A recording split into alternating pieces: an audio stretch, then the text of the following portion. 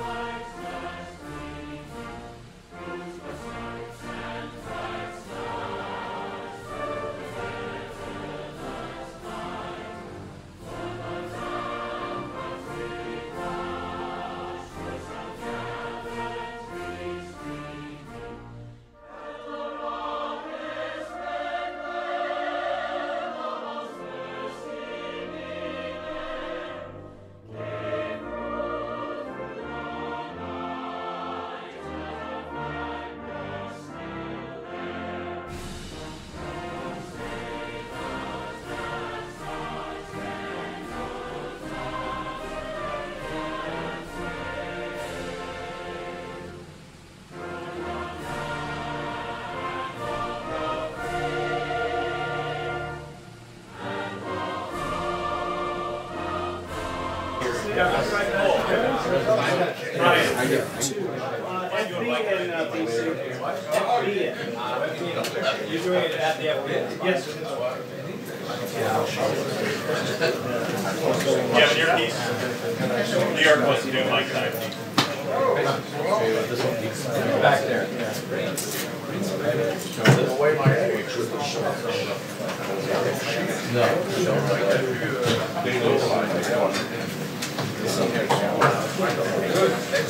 Yeah.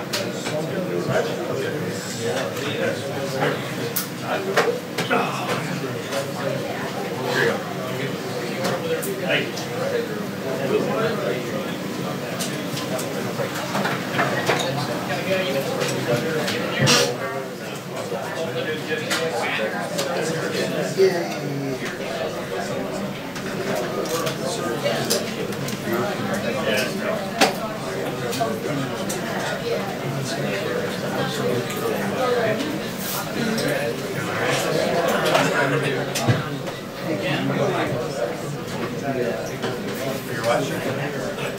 Oh yeah.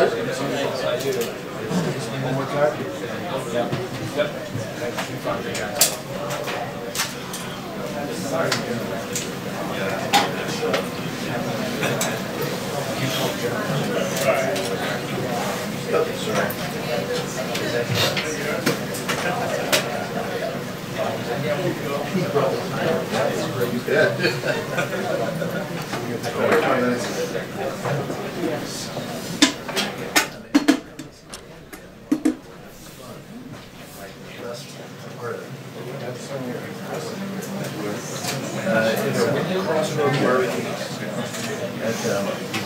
It's Friday night, yeah. Then we're afraid to get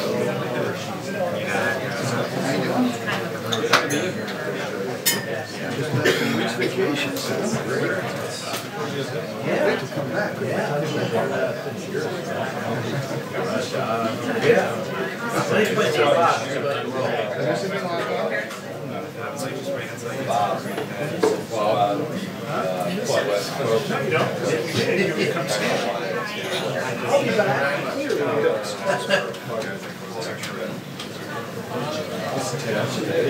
I did it. I was out in San Diego. Well, they're a baby too, so you can meet the baby. I didn't know you were concerned. My friend Andrew got it. Yeah. Is he home from Puerto Rico? I think it's right now. That's the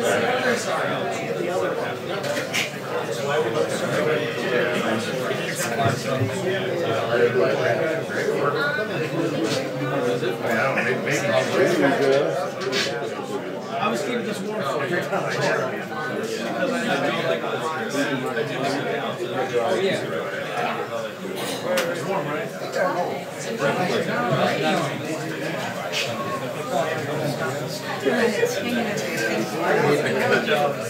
That's bad.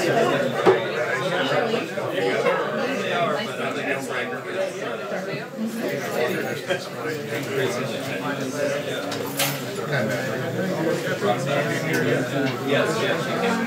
They both came over. You got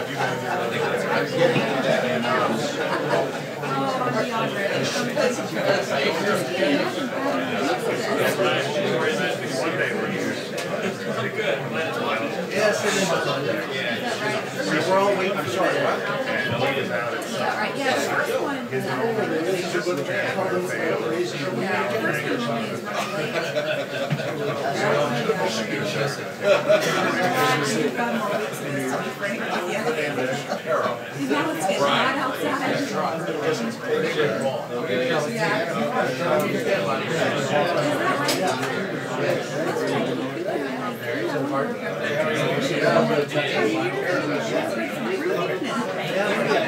It'll be good television, right?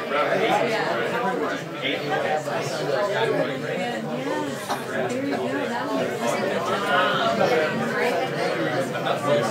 Well, we laughed. I know. Hey,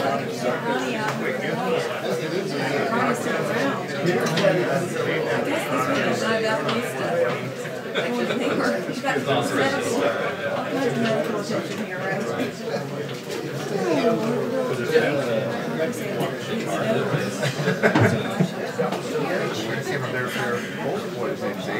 She knew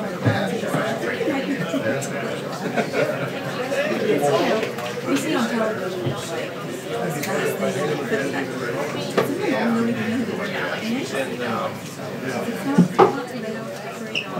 I'm so sorry. Later on. We'll see.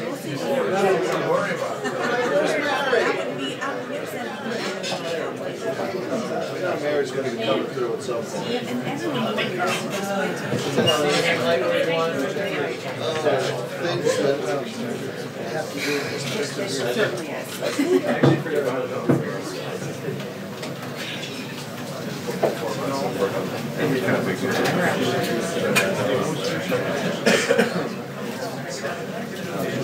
Okay, Mary's here, done for everyone.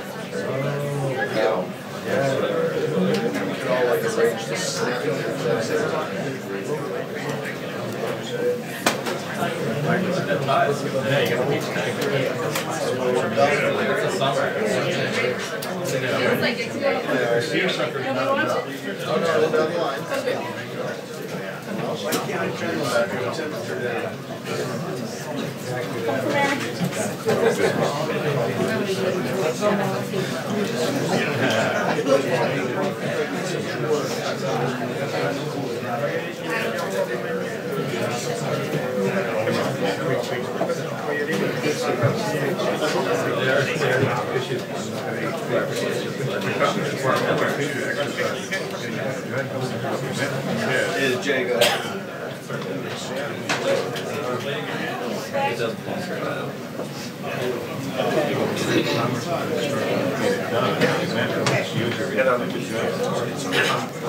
Now we even have a seat right now? That is big. I really appreciate that. It's nice and warm.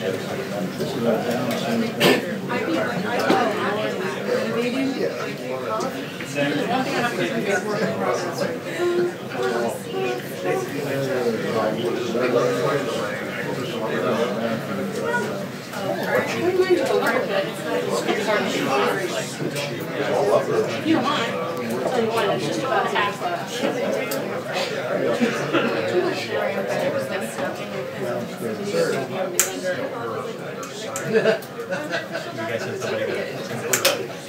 You gotta take me. Yeah.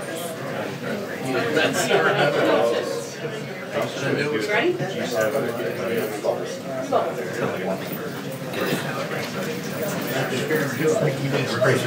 There you go. Yes, it is. Hold on. Let's go. I can't imagine. Yeah, but make us trouble, except Singapore.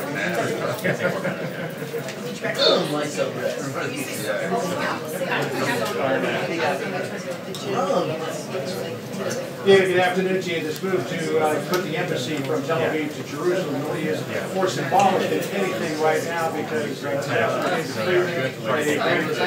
the staff will be moving into a small suite of offices in the annex of the existing U.S. consulate in Jerusalem. There still will be a big, brand new, shining embassy built some years down the road, but it's the symbolism that's really important here. The United States recognizing for the first time Jerusalem is the capital of Israel. The president tweeting out this morning, big day for Israel, congratulations. Also clear that Israeli Prime Minister Benjamin Netanyahu is absolutely over the moon about this move. Listen to what he said at the official opening ceremony.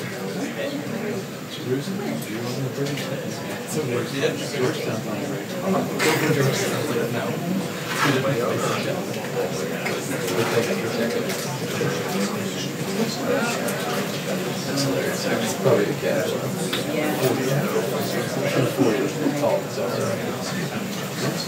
It was also the biggest day on the world stage for the president's daughter, Ivanka Trump, and her husband, Jared Kushner. They were there representing the White House. The president had been invited by Prime Minister Netanyahu to come to the embassy. The president considered it for a while and then decided that he would send Jared and Ivanka. Ivanka was there to welcome dignitaries. For the opening ceremony, Jared, giving the keynote address, is also the President's point person on the Middle East peace process.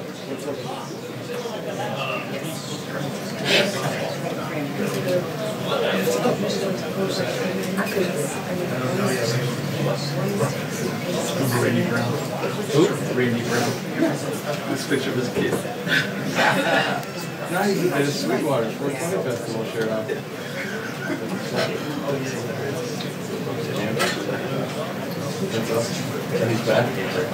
President Trump did make an appearance via videotape that was broadcast in the opening ceremony. The president rejecting criticism that moving the embassy from Tel Aviv to Jerusalem will present an obstacle to Middle East peace. Listen here.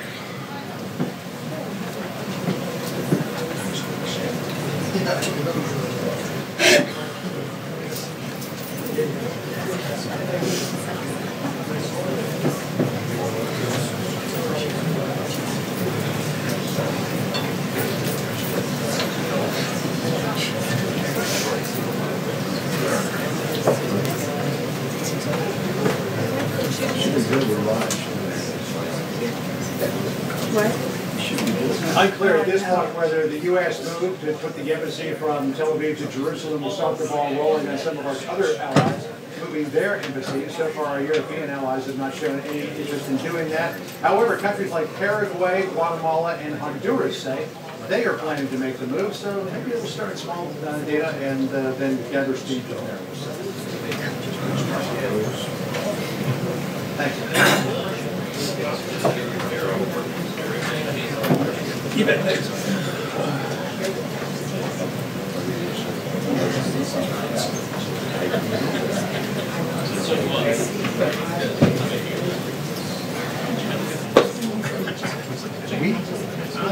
Hi, how are you? Nice to see you.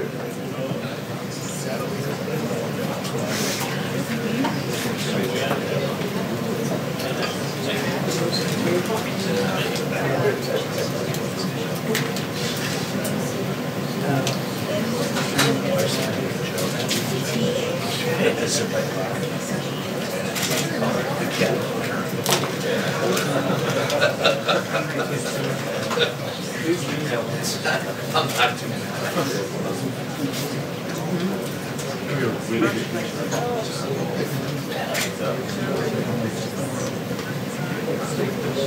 Well, it's about politics, but it's also personal for this president. Recognize this is something, as he said, he drew the red line about the effort by Robert Mueller if it ever crossed into his personal finances. We know now that there's been a raid of his longtime fixer, personal attorney Michael Cohen's offices and his home in New York City. We know they've been looking at some of the business dealings of the Trump organization as well. So it's more than just politics for the president. It's certainly personal.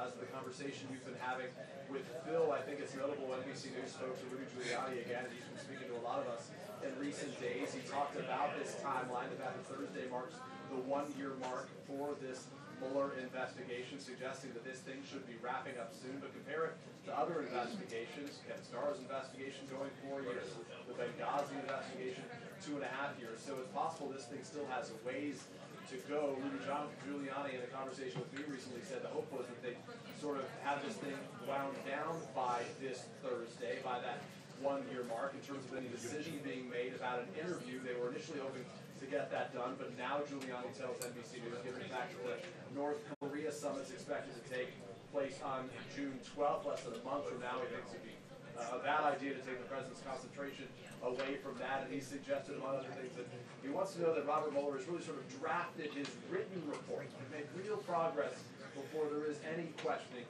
of the president to try to effectively tie up some loose ends and case.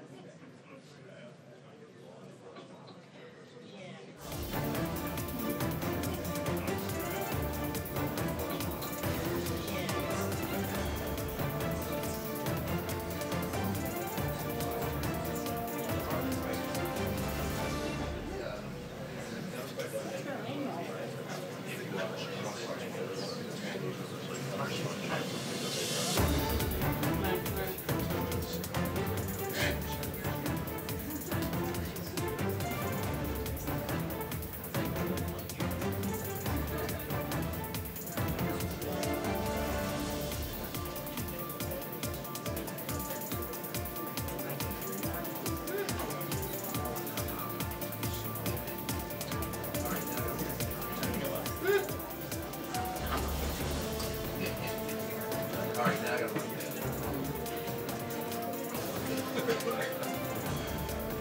this app.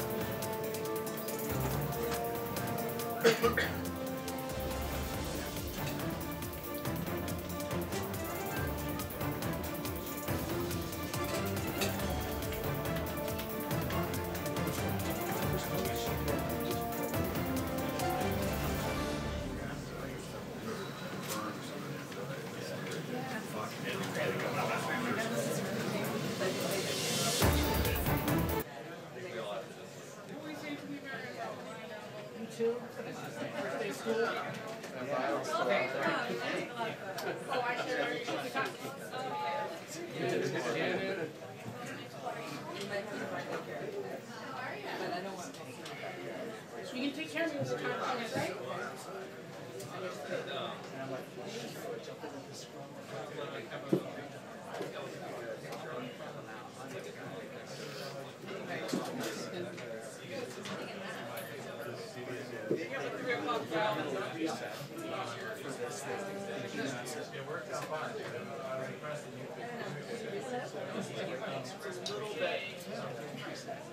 You gotta push back so much. There's only one line, and I can have them phone, they're on the phone with her, and tell them, check me into it.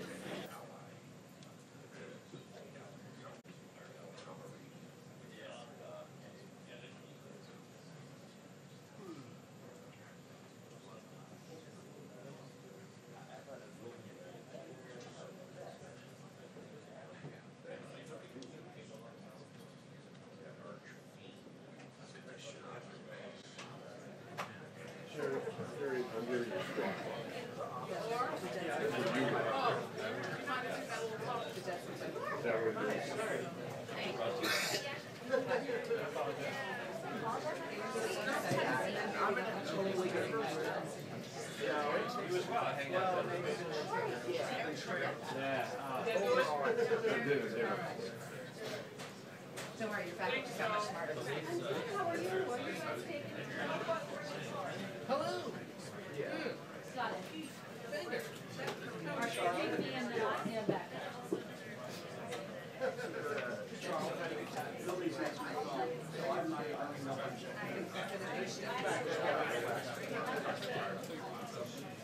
yeah. I was over there yesterday.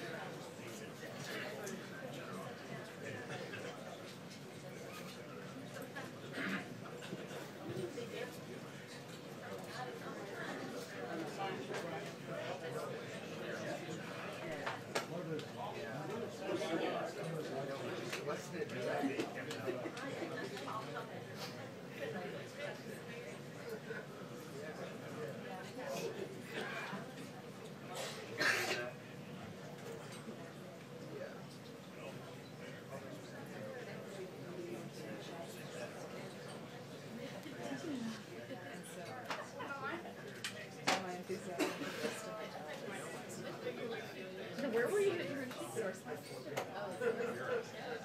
Not just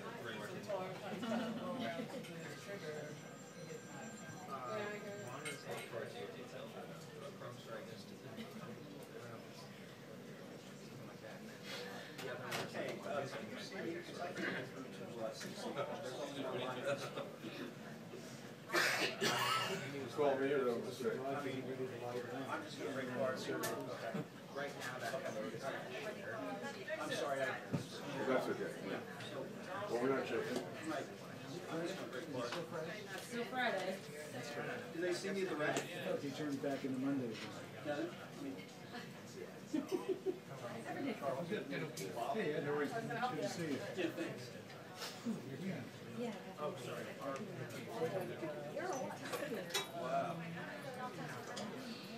What's that? Actually, yeah. Yes.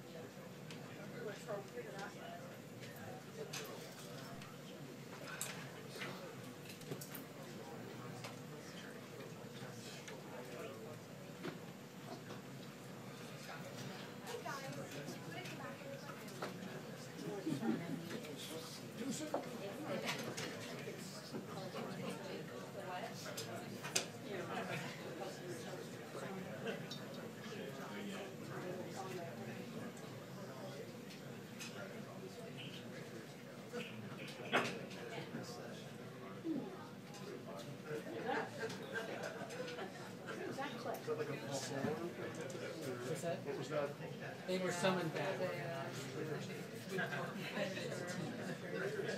Good to see you, sir.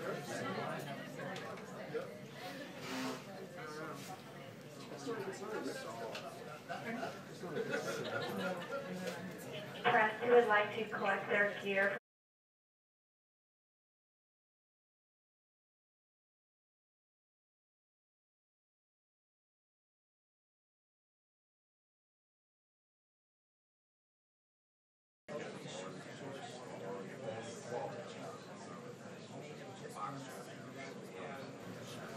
I gotta run. I will make my, I will do my. Good afternoon, everyone. 70 years ago today, President Harry Truman recognized Israel as an independent country. Today, the United States officially opened our embassy in the capital of Jerusalem. After decades of past presidents promising to move the embassy, only to fail to follow through, President Trump has fulfilled his promise to support one of America's strongest allies. And as you all saw, to celebrate the opening, the Trump administration sent a high-level delegation led by Deputy Secretary of State John Sullivan. The delegation included Secretary of Treasury Steve Mnuchin, Senior Advisor Jared Kushner, Senior Advisor Ivanka Trump, and Special Representative for International Negotiations Jason Greenblatt. Today is a great day for Israel and the United States, and a reminder to everyone that when President Trump makes a promise, he keeps it. I'm also announcing today that next Tuesday, May 22nd, the President will address the Susan B. Anthony List's 11th Annual Campaign for Life Gala at the National Building Museum, where he will discuss the many actions he has taken to protect the lives of the unborn and defend religious liberty. This morning, the President had a call with James Shaw, Jr.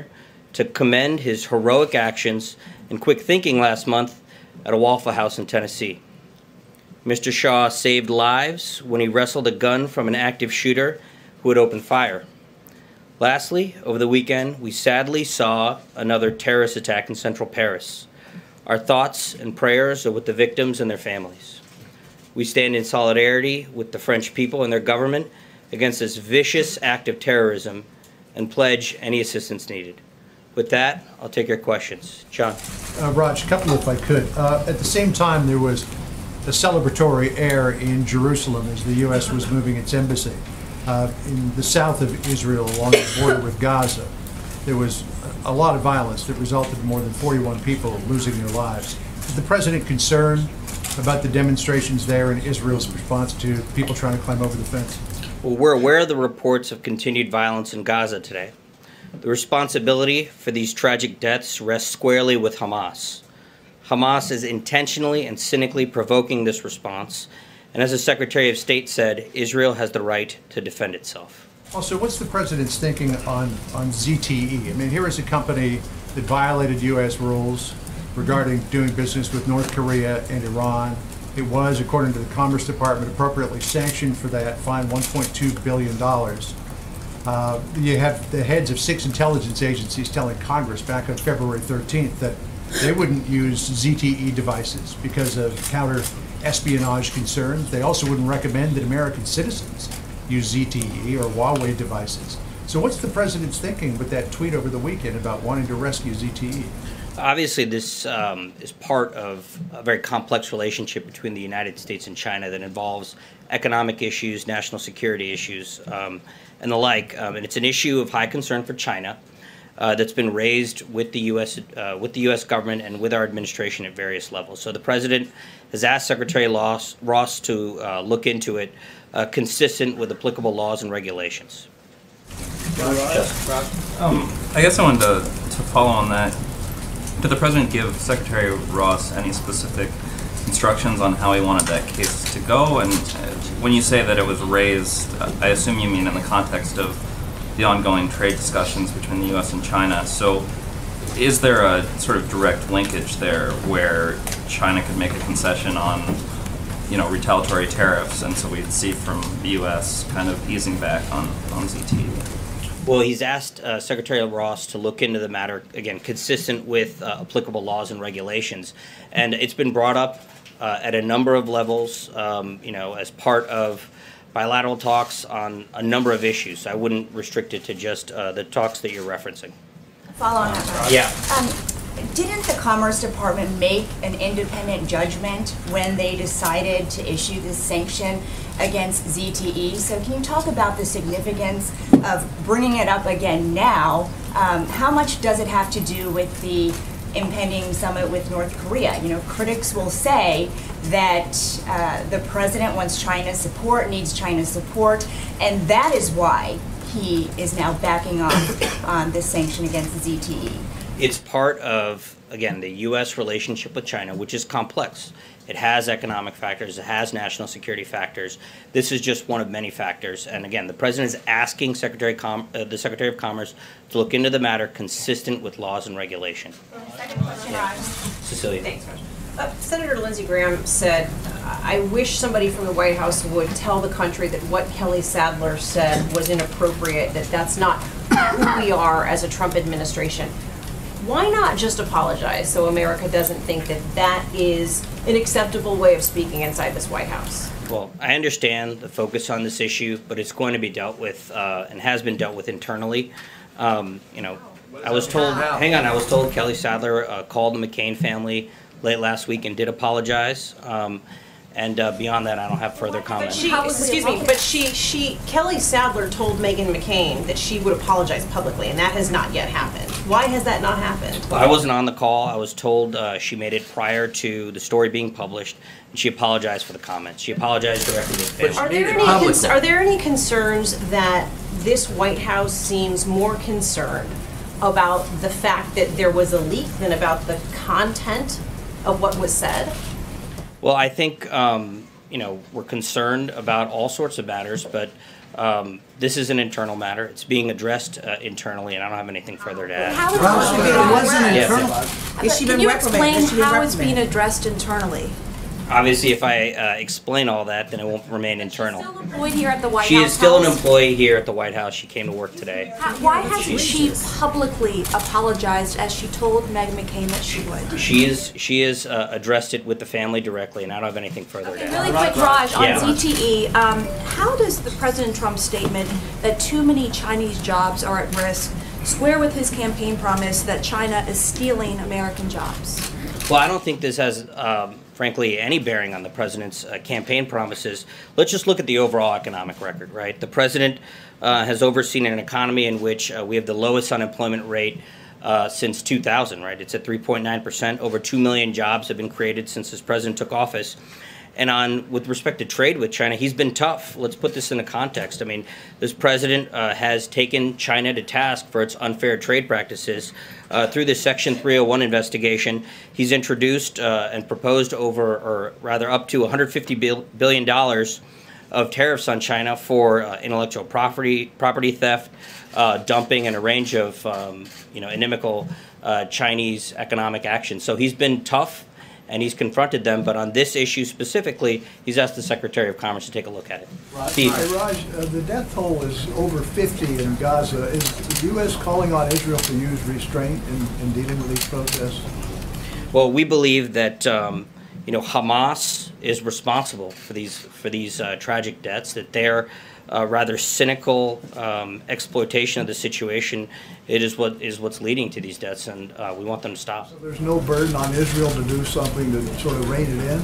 No, we think that we shouldn't lose sight of the fact that Hamas is the one that, frankly, bear responsibility for the dire situation right now in Gaza. Lastly, Raj, how does this? The United States has been wanting to put out a peace plan. How does today's situation hurt that? I don't think it hurts the peace plan. The peace plan will be introduced at the appropriate time. But what today is about is following through on what the president promised and believes, and it's also a recognition of reality. I think we've, for decades, walked on eggshells pretending that Jerusalem isn't the capital of Israel when it obviously is, and this is just a recognition of reality. David? Yes, Raj, there seemed to be some confusion given the messages on Sunday, the news shows from Secretary Pompeo and National Security Advisor Bolton about what exactly the U.S. is asking of North Korea. Is the administration's position that the U.S. expects the complete verifiable, irreversible denuclearization of the peninsula and of North Korea, or is the administration willing to accept something short of that? I don't want to get ahead of negotiations, but our policy has been to pursue the complete, irreversible, and verifiable denuclearization of the Korean Peninsula, and that's going to be the purpose of the June 12th. Also, if you could address a little bit the criticism of the president's sort of his tone with the dictator of North Korea, Kim Jong-un, saying that he treated the U.S. detainees excellently. The president's rhetoric has certainly shifted on Kim Jong-un, and I'm wondering if you could explain why, and whether he thinks that at all that he's going too far in sort of praising Kim Jong-un. Well, I think the president's rhetoric has reflected Kim Jong-un's actions. I think that Kim Jong-un has stepped forward and made pledges to halt nuclear tests, halt ICBM tests, and now has released these 3 prisoners. And those are signs of good faith, and we hope to build on that. Peter. If I can very quickly, the French Foreign Minister Raj said about what's taking place in Gaza, he urged Israeli authorities to exercise discretion and restraint. So to be clear, does the U.S. not agree with the French that Israeli authorities should exercise discretion and restraint? We believe that Hamas is responsible for what's going on. So there's no responsibility beyond that on the Israeli authorities. Kill at will. What I'm saying is that we believe that Hamas, as an organization, is engaged in cynical action that's leading to these deaths. Let me ask you if I can, then following up on Kelly Sadler today. Matt Schlapp, whose wife you know, Mercedes Schlapp, works here as the head of strategic communications, portrayed Kelly Sadler as a little bit of a victim here. Do you agree that she's a little bit of a victim here, and why? Well, again, the matter is going to be addressed, has been addressed internally, but what I will say is that when you work in any work environment, you with your colleagues at NBC or elsewhere, if you aren't able in internal meetings to speak your mind or convey thoughts or say anything that you feel without feeling like your colleagues will betray you, that creates a very difficult work environment. I think anybody who works anywhere could recognize that. Is there any environment where conveying that thought would be viewed as appropriate? Again, I'm not going to address it any further. It's been... So to be clear, was it completed last week? You said it was dealt with internally. Has anything been dealt with since last week when she called the family, the McCain family, for clarity? She called the McCain family. I'm not going to address it anymore from the podium. If I might ask you an indelicate question, it's been reported that you were leading the meeting where Kelly Sadler said what she said. How did it strike you? Did you find it to be inappropriate? And what was the reaction in the room? Well, look, this is not about my opinion or anybody else's opinion. It's an internal matter, and we've addressed it internally. Raj. Anita. 2 questions. First, the White House is hosting some kind of meeting on Wednesday with California officials on sanctuary cities. Can you tell us what that's about? Will the president attend, and what's the point of the meeting?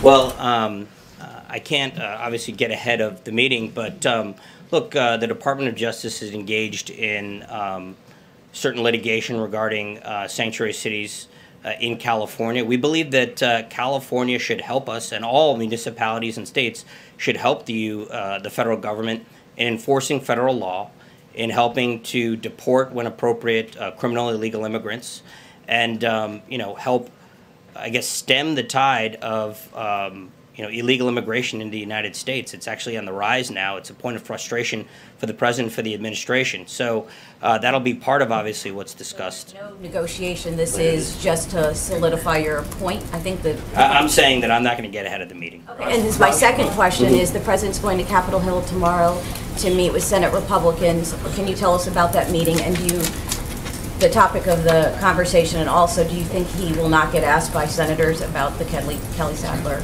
issue? Well, obviously, you have to ask senators what they'll ask him. But I think he will be discussing the administration's agenda. I think a focus of that will be on appointees and getting the president's team in place, particularly Gina Haspel, who we believe should be confirmed as the next CIA director. This is an individual who's had over 3 decades of exemplary service and experience with the CIA, and we hope that the Senate takes it upon themselves to confirm her. Besides the CIA, is there another issue? Yeah. It's not solely to talk about the... It's to talk about the administration's agenda. Raj. Yeah. Thanks. Raj. You said yeah to me. You said yeah to me. The Trump organization... You said yeah. I'll get to you next. Thank you. I thought you said yeah to me. Sorry, go ahead. The Trump Organization is involved in a project in Indonesia, building hotels, golf course residences. It's getting up to $500 million in backing from the Chinese government. Can you tell or explain the administration's perspective on A, how this wouldn't violate the Emoluments Clause, and B, how it wouldn't violate the president's own promise that his private organization would not be getting involved in new foreign deals while he was president? I'll have to refer you to the Trump Organization. No, but I mean, the Trump Organization can't speak on behalf of the president as the president, the head of the federal government, the one who's responsible, who needs to assure the American people And that they you're don't asking, have that but responsibility. you're asking about a private organization's dealings that may have to do with a foreign government. That's not something that I can speak to. So Raj, a couple of things. I need some information. We all need more information about the conversation that the president had by phone with James Shaw Jr. and why wasn't it here at the White House? And also, what about prison reform? If you can give us a little bit more about prison reform, we understand that that's working its way and there's a big push from the White House. And also on Sadler, where does decency and morality come into play in the workplace? I mean, she still has a job. She made that statement about an American hero. No matter what the political feelings are about him, he was broken and bruised overseas for the freedoms of this country. And to say those things, I mean... Again, that's an internal matter and has been addressed internally. Yes.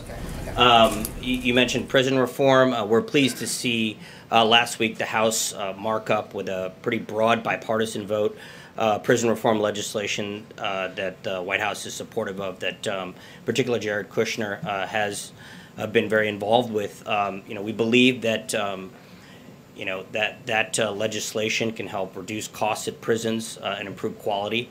We hope to see it, looked at the House floor and then eventually pass the Senate.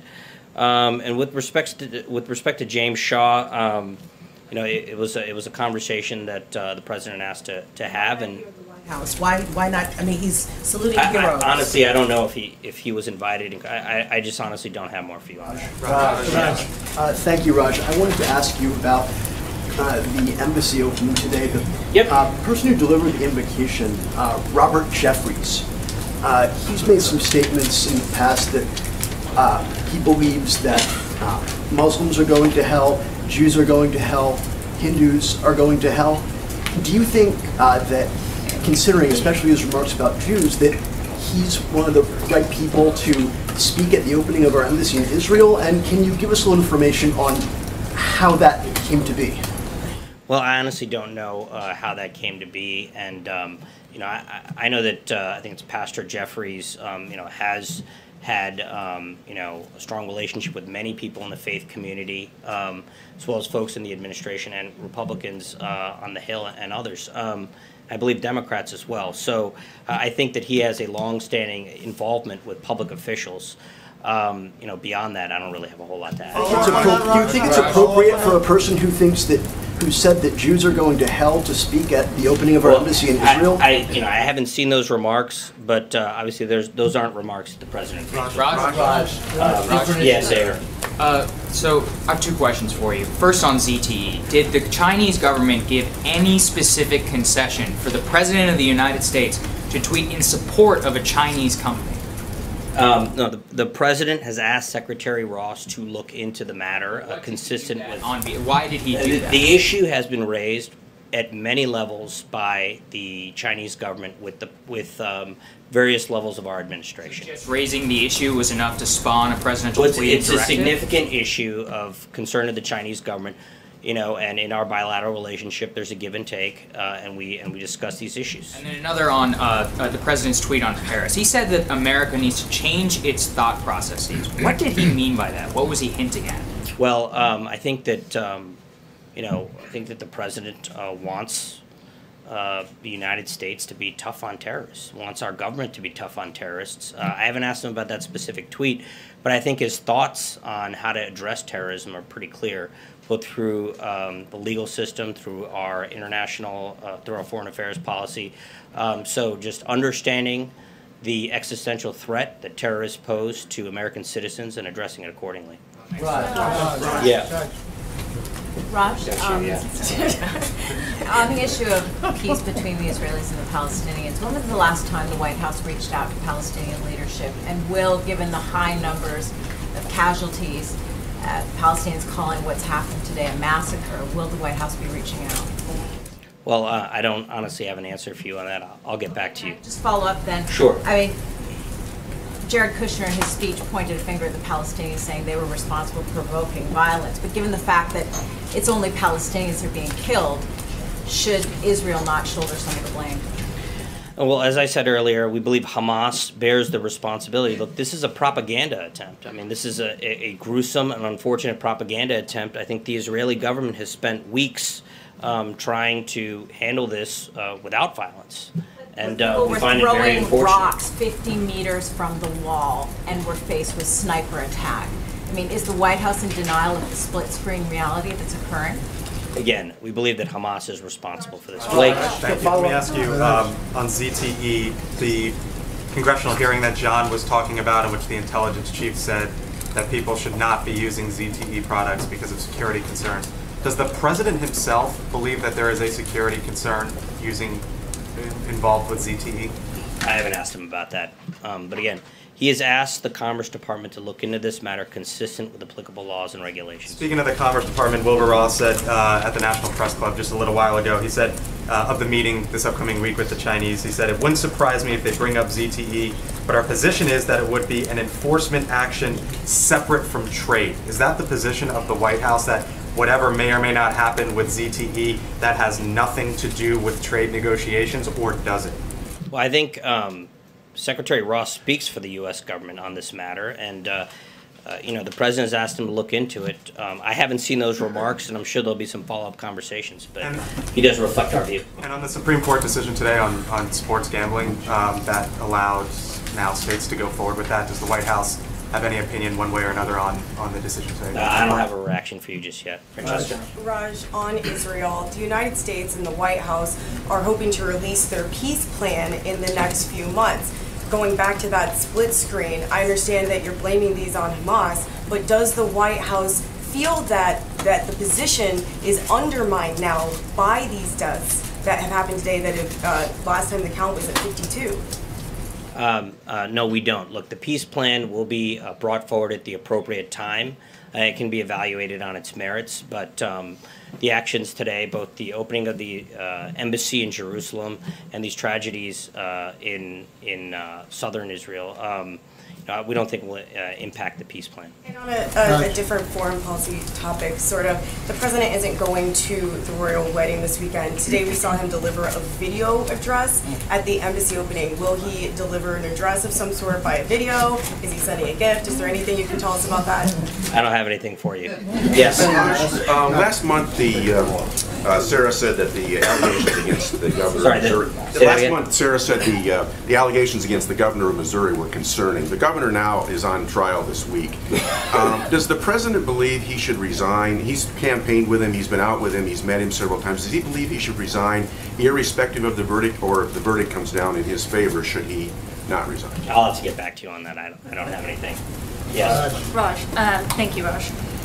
So later this week, Thursday and Friday, Chinese officials are supposed to be here in D.C. to have continued trade meetings. Can you tell us which U.S. officials and which Chinese officials are going to be involved in those, what the president hopes to come out of those continued talks, this round of those talks, and has the administration provided, I know Larry Kudlow had mentioned at one point that the U.S. was, or the administration was considering providing a list of what they'd like to see out of these trade negotiations. Well, some of those details, the participants in particular, have yet to be determined, and we'll provide that information when it's ready. But look, the U.S.-China relationship, again, is a complex one. We believe that China has engaged in decades of unfair trade practices, forced technology transfers, and the like. That was part of the discussion that went on when the U.S. delegation or U.S. Group of administration officials went to China, and that's going to be continued later this week. All right, last question, Hunter. Thank you, Raj. You said before that you hadn't heard Pastor Jefferson's remarks. Among other things, he said, quote, Mormonism, Islam, Judaism, Hinduism, quote, they lead people to an eternity of separation from God in hell. I also wanted to talk about Pastor John Hagee, who was involved in that ceremony. He once said that Hitler was an instrument of God. Separate from that, on Sunday, Jared Kushner and Ivanka Trump met with Rabbi Yitzhak Yosef, the chief Sephardic rabbi in Israel, and he once compared black people to monkeys. So I'm wondering, in all three of these instances, can you tell us anything about how these people were brought into the ceremonies? And do you think it's regrettable that people with these views were involved with the American government at this I don't have any readout on how they became involved with these events. All I'll say is that those specific views that you outlined, if they're accurate reflections of what was said, wouldn't be embraced by this White House. Beyond that, I don't have anything else. Thanks a lot, folks. Shouldn't you know before you come to the podium whether or not?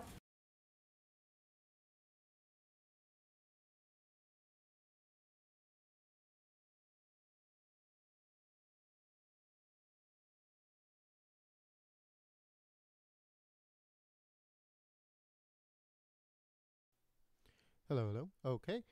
So thank you very much, folks, for tuning in and making sure that you guys smack the like button and you guys share the stream. You guys are amazing. You guys help us be #1.